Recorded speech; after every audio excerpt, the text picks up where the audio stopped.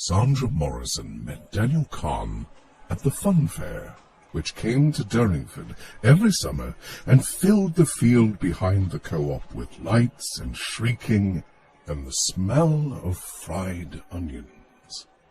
She had just won herself a goldfish by throwing ping-pong balls into a goldfish bowl, and was walking past the rifle range carrying the fish in a plastic, water-filled bag, when he put down his rifle and stepped backwards, bumping into her and making her drop the goldfish. The water poured out of the bag. By the time he had picked up the stranded fish, pop-eyed and gasping in the palm of his hand, and carried it back to the stall for some water, it had died. He had tried to win her another, but failed. "It doesn't matter," she said. "I didn't really want it anyway." They walked through the fair together, and Sandra hoped people would think he was her boyfriend. He was extremely tall, at least 6'6", and he was broad too, a real hunk of a fellow, with curly blonde hair and a tanned outdoor skin. His face, if not handsome, was pleasant enough, with greenish-blue eyes, a solemn mouth, and a wide, fairly short nose. She thought he must be about 26, quite old for her, really. Not that she was bothered by that. After all, at 17, she was hardly a child. "You here alone?" he asked, as they paused to watch the bumper cars. "I'm meeting a friend," Sandra explained. "from the hairdresser's where I work. But she doesn't seem to have turned up."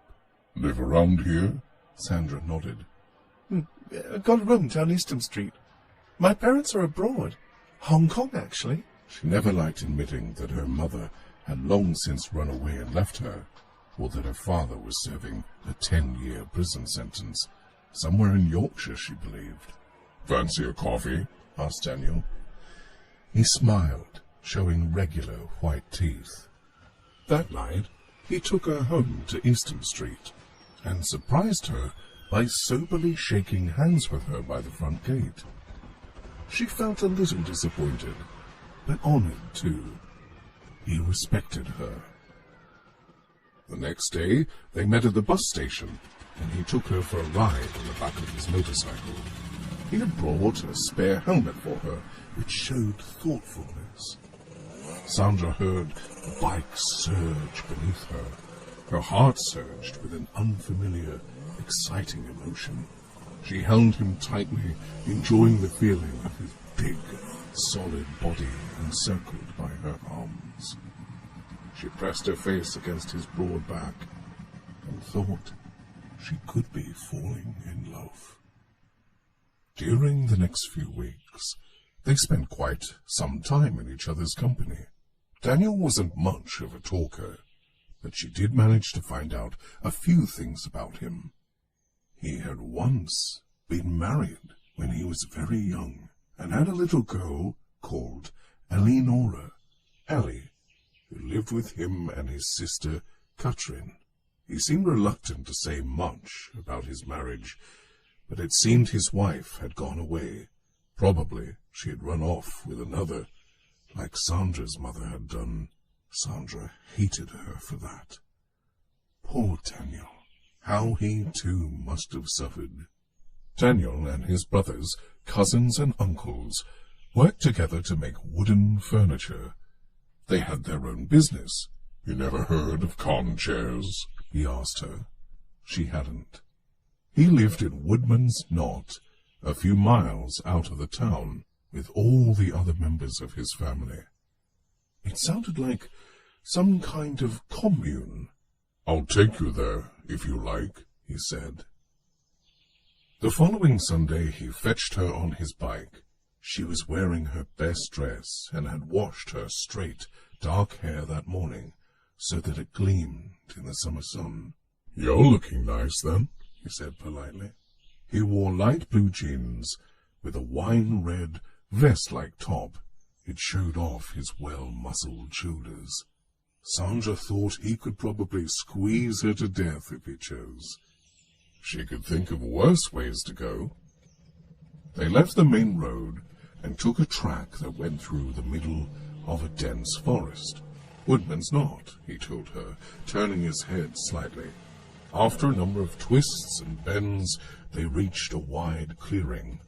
Sandra was surprised to find herself surrounded by at least 20 houses, except they weren't really houses. Some were large trailers, complete with steps and porches, and their own small gardens. Some were wooden sheds, some were made from concrete blocks, and there was an old Nissen hut which appeared to be the workshop. For there were a number of tables and chairs at different stages of construction, standing outside its open doors. From inside, she could hear sounds of woodworking, and round the back there seemed to be some kind of generator throbbing away. A large, plain-sided van stood under the trees.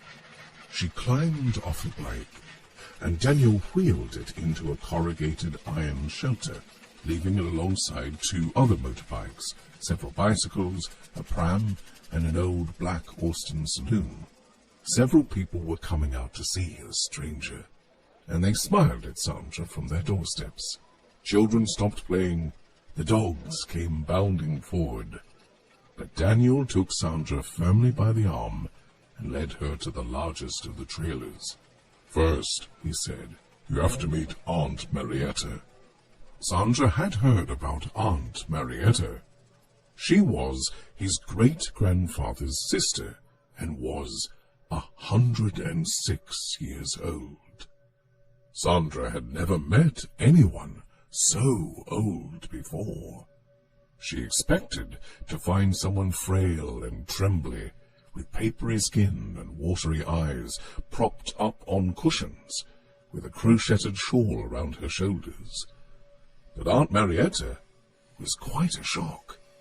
She had a wrinkled face, but she stood up straight and strong without using a stick, and the hand that took Sandra's was as firm as a young man's. "My dear," she said, and her voice was rich and rounded, "welcome to Woodman's Knot. Welcome to our homestead." She had an accent that sounded slightly foreign. "Thank you, Miss Khan," said Sandra, almost curtsying. "You call me Aunt Marietta." It was a command. "I may not have a pretty face now, but at least I have a pretty name, eh?" She chuckled. "You know, Daniel has told me quite a lot about you. It is pleasing, yes. We are happy to accept you." She smiled kindly at Sandra's confused expression. "It's all right, my dear. We Khans like to share each other's pleasures, and our little sadnesses too. So we don't choose for ourselves alone. We choose for all the Khans. Now, Daniel will take you around and introduce you to the family. You will have tea with me at 4:30. "What did she mean?" asked Sandra, as they left the old lady's trailer. "All that about choosing?" "She dislikes us all to be friends," said Daniel, taking her arm again. "Don't mind her."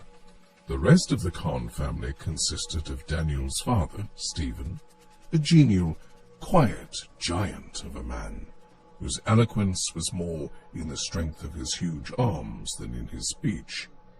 His brothers, Nico and Ben, his warm-voiced sister, Katrin, his aunt, Greta, and uncles Hugo and Leo, his great-aunt Bella and great-uncle Julius, and numerous cousins, nephews, and nieces. They were all tall and well-built, a formidable team. And there was Daniel's daughter, Ellie, 6 years old, who stood in front of Sandra and looked up at her with unblinking blue eyes set like gemstones in her soft, freckled face. "Are you going to marry my daddy?" she asked unnervingly. Sandra gave an awkward little laugh, but Daniel came quickly to the rescue. He put an arm around Sandra's shoulders and said to Ellie, "Wait and see, little Miss Curious." Sandra's stomach seemed to lurch within her. Did this mean He might be considering her for his wife. Was that what Aunt Marietta had been talking about? She looked about her, at the warm, friendly faces of the Khans, happy together in their tight little community, working together, helping each other, sharing. She thought of her cold bedsit room in Eastham Street, and the greasy fish cakes her landlady dished up 4 times a week. Her job at Hair Today, with Mr. Tony endlessly bossing her about. Most of all, though, she thought of Daniel Khan, of his tenderness, his strength, and how much she wanted him. For the whole of the following week, they didn't see each other. Daniel was away selling furniture, driving around the country with samples of their handcrafted pieces and taking order from shopkeepers. It was fine, strong furniture, as sturdy as the men who made it, and much in demand among those who were trying to bring to their homes a look of the farmhouse kitchen. The bestseller was the Khan Rocker, and Daniel collected a good number of orders for this graceful beechwood showpiece.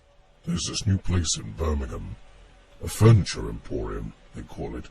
Wants 30 rockers, and that's just one order, Daniel told Sandra the following Saturday. They were sitting together in a small cafe drinking Coca-Cola out of cans. That's nice. Sandra was so happy to see him again. Now she could ask him all the questions that had been gradually forming in her mind all week, as she shampooed and blow-dried and cleaned basins and swept up little piles of hair. Daniel, she began. If they can sell those, and I think they can, they'll be wanting more, he interrupted eagerly. We'll be working round the clock. Sandra thought, he won't be able to spare the time to see me. He's trying to tell me kindly. Oh, she said. Well, so it seemed to me, he went on, taking her hand across the table, you'd be better off coming to live at Woodman's Knot. He was looking down. She couldn't see his eyes. What did he mean? The thing is, girl, I'm hoping you might be wanting to marry me. Later on she tried to remember how she felt when he proposed. All that came to her was a sensation of everything around her feeling insubstantial. The floor beneath her feet, the chair she was sitting on. Of course, she had said yes, and they had gone together to the jewelry shop in the market to buy a ring that was as like a diamond as anything she'd ever seen. Where shall we get married? She had asked. St. Andrew's by the town hall, or the register office? But she should have guessed. The Khans had a custom for weddings too. Daniel's uncle Hugo was to be the minister, having been born on Midsummer Night. For some reason, this gave him a special religious status in the family. And from the way Daniel spoke about it, Sandra could tell he thought Uncle Hugo a far more worthy person to conduct the ceremony than the Reverend Combicide at St. Andrew's. And that was good enough for her. But she did worry about the legal side, the fact that Daniel had been married before, and she might lose her rights to a pension, and that her children would be born illegitimate. Daniel laughed at her. You won't need to worry yourself about any of that, he said. Just you trust me. So she did, and that night she went to bed late and, not drawing the curtains, lay looking out at the stars as she sang herself to sleep. There seemed no point in waiting. Sandra gave a week's notice to Mr. Tony and her landlady, neither of whom seemed too concerned about her leaving, and packed up her belongings in 2 suitcases. Before she went, she called in on her friend Ruth, a plump, plain girl of about 30, who rented a room in the same house. Ruth worked at the Durringford Public Library. She was quiet and reserved, but friendly too, and always ready to listen. Good luck, Sandra, she said now. I'm glad you found a proper family to belong to. She waved cheerfully out of the window when Daniel came to fetch Sandra in the old black Austin. On the way to Woodman's Knot, Sandra asked the question she'd been saving all week. Daniel? Yes, girl? He stretched out a hand and rested it on hers. Daniel, why didn't Aunt Marietta marry? Or Catherine? Or your Aunt Greta? Your great-aunt Bella? Or any of them? Don't they like men? He laughed a deep, comfortable laugh. Bless your heart, of course they do. They love 'em. He paused, smiling. At least, that's what they say. Then why on earth? It's an old family tradition. Khan girls never marry. Never have. But don't think they mind. It's the way of it, that's all. Then Allie won't ever? And if we had a little girl? She'd be a Khan, just like all the rest. There seemed nothing else Sandra could say. The tradition seemed a very strange one. It made her feel somehow uneasy. But she had to admit that none of the Khan women looked too unhappy with their lot. Perhaps they were fulfilled in other ways, like nuns. Can I ask you something else? Daniel took his hand off hers to change gear, then replaced it on the steering wheel. Fire away then, he said lightly. It was difficult trying to talk to him about his private life. Still, if they were going to be married, they ought to be able to be open with each other. Allie's mother went away. You told me that. Did you love her? There was silence for a few seconds. Yes, I loved her. Sandra almost wished she hadn't asked. She felt now in some kind of competition with the first wife. Why did she go then? Please, Daniel, I don't want to pry, but you must see that I've got to know. It was for the best, he said slowly. It's not easy to understand. It was what was right, see? Not really. Sandra bit her lip, trying to find a sense of it. She was about to ask him why none of his brother's wives were around, nor, come to think of it, any other married woman. But he had turned off into the wood now, and they were almost at the clearing. Abruptly, as if on impulse, he stopped the car and switched off the engine. Sandra, he said slowly, turning to her and putting an arm around her. You're marrying a Khan. We're a very old family, centuries old. And we've always done things our own way. There'll be things you wonder at and things that seem like they're just being put there to puzzle you. But don't you be bothered by any of it. You just be a good wife to me and a good mother when the time comes. And I'll take care of you. Right? It was a long speech for him. She sat quiet, feeling lost and lonely. All right, girl. He had both arms around her now, and suddenly he was kissing her, and his kisses were filled with longing and passion. Eventually, he drew away from her and restarted the engine. She relaxed back into her seat, smiling to herself. She was warm again, confident now. He wanted her. Everything would be all right. As they drove into the clearing, she was bold enough to ask, "Love me?" Daniel chuckled. "You bet." "Me too." And then they were engulfed by the family, who swept her away to Aunt Greta's caravan, where she was to live until her wedding, in 2 days' time. The men stood on one side of the clearing, the women on the other. From her place behind old Aunt Marietta, Sandra could just see Uncle Hugo, bulky in a long, loose red garment, and beyond him the crowd of men. Somewhere behind them was Daniel, waiting to be led forward. Nervously, she stroked the white silk shift with its broad border of crimson roses. a Khan heirloom, they had told her. Completely covering her head was a fine muslin veil. Excited? Whispered Katrin, a tall, reassuring presence at her side. She nodded and gulped a little, wondering if she could find the words she had so carefully practiced when the time came to speak them. Uncle Hugo's voice went on. For the flesh lusteth against the spirit, and the spirit against the flesh. And on the day of days wilt there be the fulfillment of the word.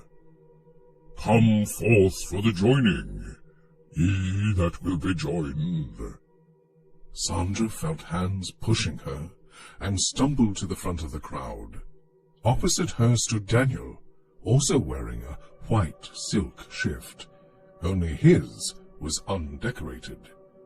He looked very serious. They went together to stand before Uncle Hugo, who held up a large, ornately carved dagger on a black velvet cushion. Sandra glanced apprehensively at Daniel, but he squeezed her hand encouragingly. Daniel Khan, do you stand before me? Asked Uncle Hugo in a deep voice. Before you all, said Daniel. Sandra Morrison, do you stand before me? Before you all, she answered in a small voice, aware that everyone was listening with great care. Do you kiss the blade of the Khans? Do you sever thereby all ties outside the family? Do you swear to be true members of the family? Do you do part in death? We do. Daniel and Sandra both kissed the dagger blade. Cleave then, one to the other, and be fruitful, so that the word may be fulfilled. Sandra knew what the word was. It was the creed of the Khans, everything they believed in, Katrin had said. She and Daniel then recited together, "And our fruit shall find succor, and there will be life for generation unto generation, according to the word." Daniel, take thou Sandra. Sandra, take thou Daniel. The joining is done. Solemnly, they turned to each other, and, as was the proper custom, Daniel lifted the veil from her face and embraced her. It was all over. Sandra was now Mrs. Daniel Khan. Ali came running up with a posy of flowers, and people brought from their huts and trailers all manner of good food and drink for the wedding feast. It was a time of great happiness. That night, in the smart blue caravan that was to be their home, they lay together and talked for a while. He was Sandra's first proper lover. When the talking was over, he was more than she could ever have wished for. She was very happy at Woodman's Knot. While Daniel spent his days cutting down trees and taking his turn in the woodshop, Sandra learned her various duties, tending the kitchen garden, helping to look after the children, cooking, washing clothes in a big iron tub with a paddle you had to turn by hand, and keeping the caravan neat and pretty for Daniel when he came home to her each evening. Once a week, she and her sister-in-law, Katrin, were given a lift by one of the men into Durringford to buy supplies. She liked to do this. It made her feel she was still a little in touch with what she thought of as the real world. She hadn't watched television or listened to the radio since going to live in Woodman's Knot, nor had she read a newspaper. She lived in almost total isolation from outside news. But as the months went by, she found herself lulled deeper and deeper into the insular rhythm of the Khan community, until it was a struggle to remind herself that there had ever been anything else. And then she became pregnant. It was wonderful at first. Daniel was endearingly tender towards her, and proud that she was what he called bearing. Little Ellie fetched and carried for her, telling her she mustn't get tired. As she sat in her porch on the rocking chair Daniel had given her as a wedding present, cosily knitting baby clothes, Aunt Marietta would come and sit with her sometimes to keep her company. The old lady talked about the importance of good food and sleep, so that she would produce a healthy baby, a boy, Aunt Marietta was sure, a fine new Khan to carry on the family traditions. Once, Sandra had asked her what it was like to be a Khan woman, never marry or have children herself, and she had answered in that rich, oddly accented voice, "But we feel no loss, my dear. There are always children for us to care for. Yes, I think perhaps we are the lucky ones." Katrin was a big-boned, handsome, demonstrative young woman, would have made an excellent mother, Sandra thought. She was very capable, and was a great help to Sandra, making little outfits for the baby, renovating an old pram, and painting the little rocker cot that Stephen Khan had made in the workshop for his new grandchild. There seemed such a lot to do. The baby would be born in June, according to Daniel's Aunt Greta, who was looking after Sandra during her pregnancy, and who would act as midwife when the time came for the pains, as Aunt Marietta put it.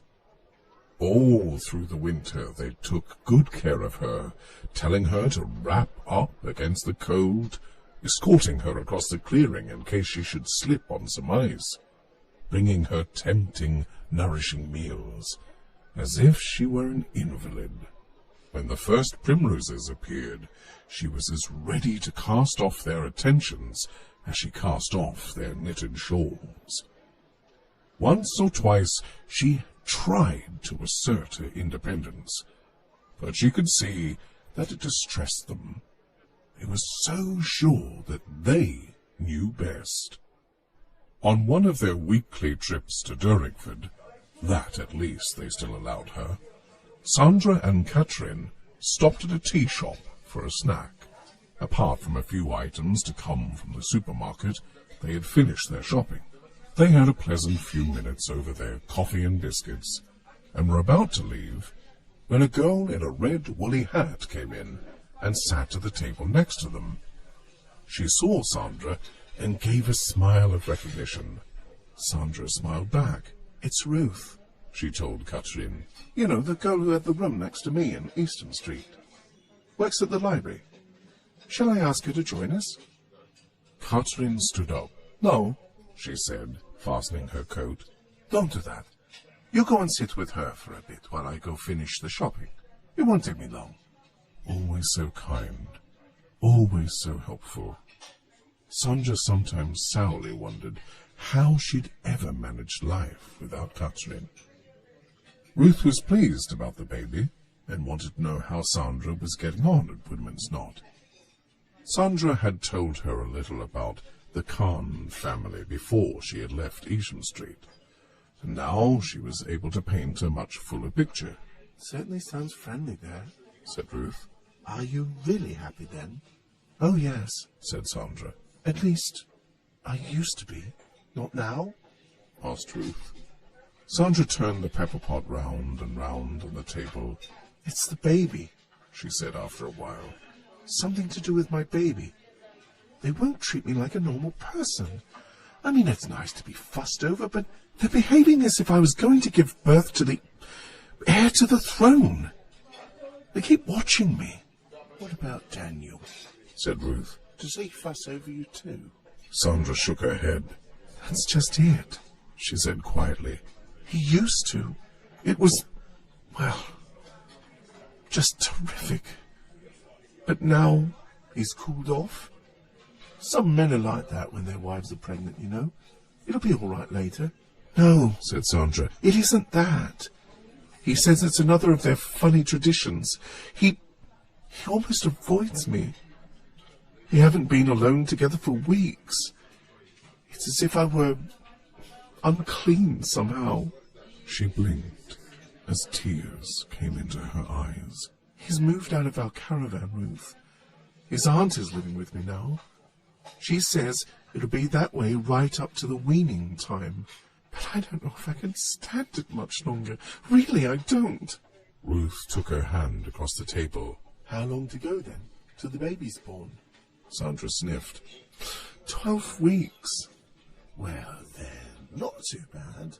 Another few months after that, and he'll come back to you.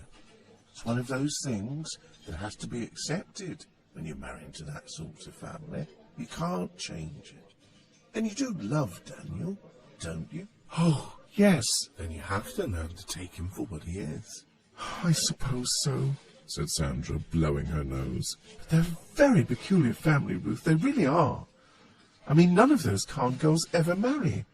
And when the men find wives, they seem to go away after a while. I don't understand. I shouldn't try, then, Ruth said comfortably. Just you get on and have that baby and leave them to deal with their silly customs. I dare say there's no harm in it at all. Oh, look, here's your friend. Sandra pushed back her chair. I must go, she said. Thanks, Ruth, for letting me tell you. She smiled staunchly. It's not too bad, really. I expect I probably exaggerate. Shall we meet again sometime? I don't know, said Sandra, looking over to where Katrin stood patiently in the doorway of the tea shop, laden with bags. It might be difficult. I come shopping every week, though, so perhaps we'll see each other. Take care, then, said Ruth. On the way home, Katrin positioned herself between Sandra and Daniel, who was driving the big van. Is she nice? Your friend from the library? Asked Katrin. You seem to be having a good chat. Yes, said Sandra. She's a very understanding sort of person. Without taking his eyes off the road, Daniel said, Now then, girl, you've got enough people to be understanding at home without having to go gossiping to others. I wasn't gossiping, objected Sandra. Katrin put a hand on her arm. Of course you weren't, she said soothingly. But I do think you ought to be resting more, not rushing about Durringford every week. You're looking quite tired. She is, isn't she, Daniel? Best to stay at home until the little one comes. Suddenly, Sandra felt tired. She knew it was useless to try to overrule their wishes. They were so big, so powerful. All right, then. She'd do as they said, like a good little girl, and when it was all over, she and Daniel would be together again. One thing she was sure about, though. This first baby would be her last. Having decided to do it all their way, to be their puppet, she found the next few weeks quite enjoyable. True, she missed Daniel, the closeness they had once shared, but his obvious approval of her new acquiescence was a great deal better than his previous coolness.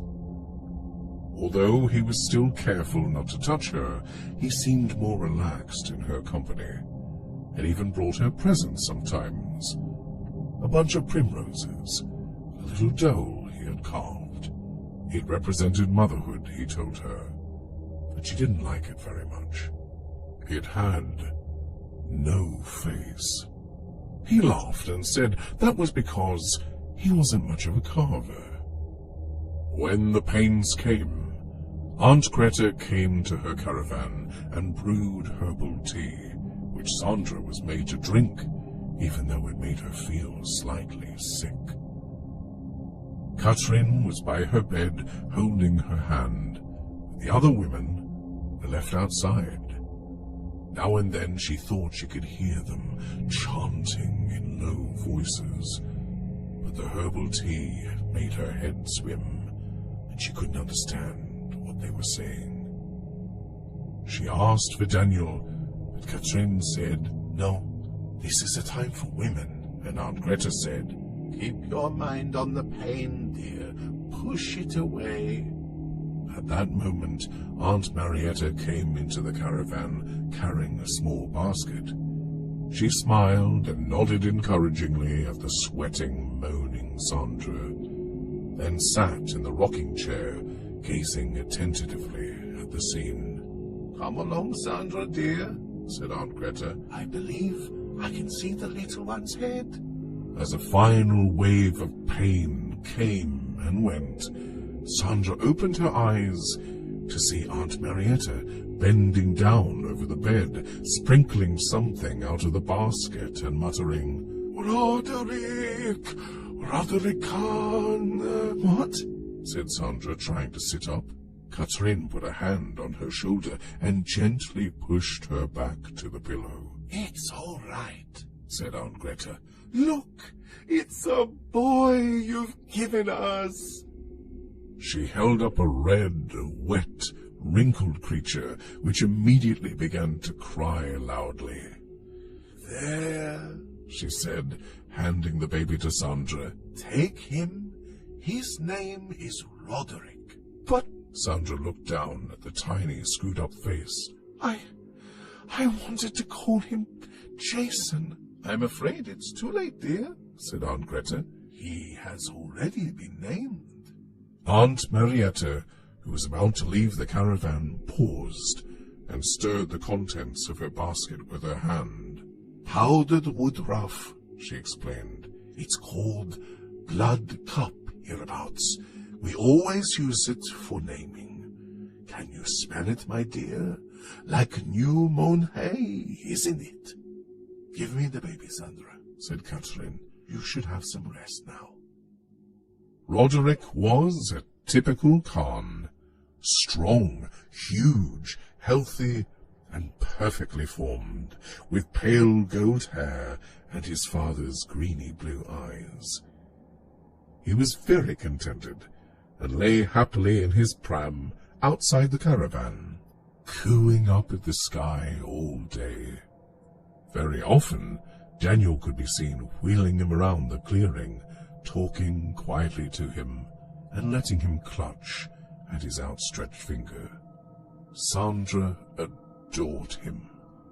He was everything to her, the core of her existence. When she held him to her breast, it was for her a kind of completion. He couldn't, of course, be to her what Daniel had been, but somehow that didn't matter so much now. Daniel was very kind to her, very attentive and solicitous, but she could tell he was more interested in the baby than her. Perhaps it was his defense against this custom of estrangement. Perhaps, when she stopped feeding the baby, he would be as ardent and loving as before. Meanwhile, all the women of the family were eager to help her look after Roderick, and she sat back and allowed herself to enjoy all the fuss they made of her. Motherhood seemed to be an especially honorable estate within the Khan family. October came, and it would soon be Daniel's birthday.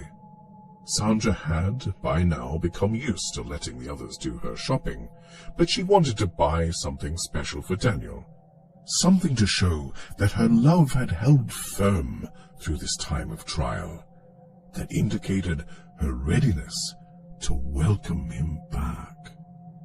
She had been saving up the allowance he gave her, and there was enough to buy him a silver identity bracelet, something he said he had always wanted.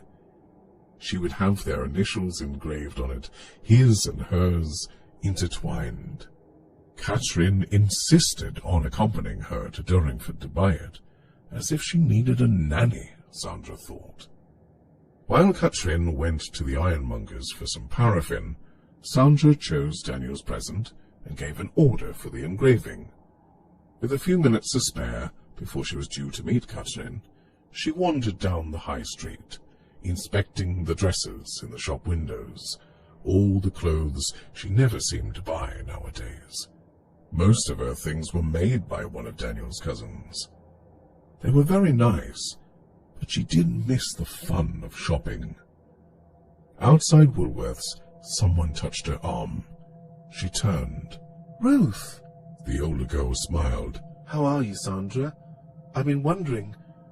I've looked for you around town, but I haven't been in for a while. I've got my baby now. Roderick. That's a fancy name, said Ruth. Sandra blushed slightly. Yes, I know.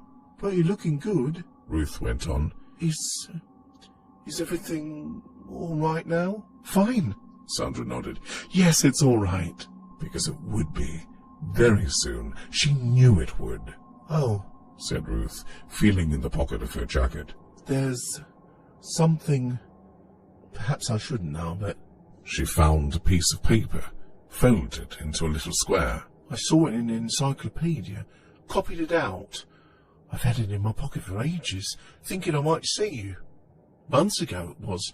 Someone rang up the library to ask when Carnegie Hall was built, and when I looked it up, well, on the same page there was this. I don't think it means anything at all, a bit of a joke now, but I thought there might once have been some link. Maybe I shouldn't give it to you, though. I don't want you all upset over nothing. Sandra laughed and snatched the paper from her hand. I'll never know till I read it, will I? Ruth shrugged. Look, I'm late, she said. I have to go. Promise me you won't take it too seriously. Promise. Her friend hurried off. Sandra turned away and went to stand in the entrance of a shop, where she read the tidily written paragraph on the piece of paper. Carneads was the heading. A nomadic European tribe, she read, which, in the belief that it could create a race of great physical strength, weaned its children on their mother's flesh. Their way of life took on a religious significance and included the practice of celibacy in females born to the tribe. After a number of notorious murder trials in the 18th century, including that of Giulio Cane, sentenced to death in Zurich in 1756 for the murder of 4 young women, the tribe appears to have dissipated and died out. The name Carnead presumably derives from a number of European words meaning flesh. She dropped the piece of paper and stood absolutely still for a moment. Then her hands began to tremble, and she thrust them into her pockets. The encyclopedia was wrong. The day of the Carneads was not over. They lived on in Woodman's Knot, she was sure. This was no overworking of her imagination. It all fitted so horribly well. Are you coming? She heard a car horn.